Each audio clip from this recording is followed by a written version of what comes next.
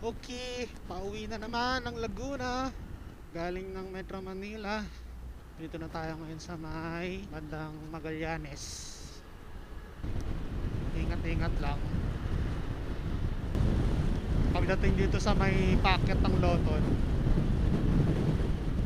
liliko na tayo. Then service road na.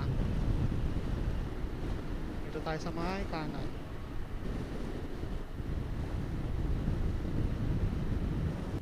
Ito na yung West Service Road. Dito na yung magkakasubukan ng mga rider. Masikip kasi rito tapos ang lagi nagpapatraffic is yung mga jeep. Meron ditong mga area na pumupulot sila ng pasahero.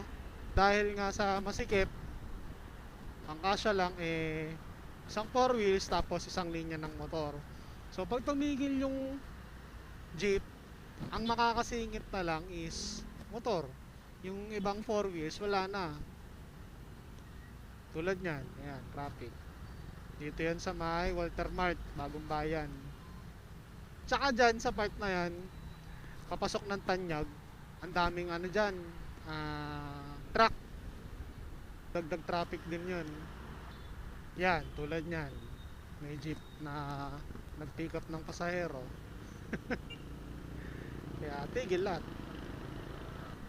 Ngayon yung mga motor minsan hindi makasingit kasi alanganin, hindi kasya, nagka-counterflow na. Kaya nangyayari bigayan na lang.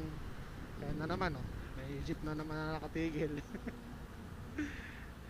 Siyempre may pasahero. Ito isa pa, diba? May barker pa.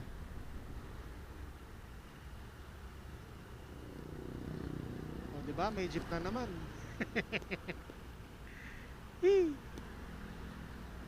Ilang taon ng sistema yan dito, hindi pa rin maayos-ayos.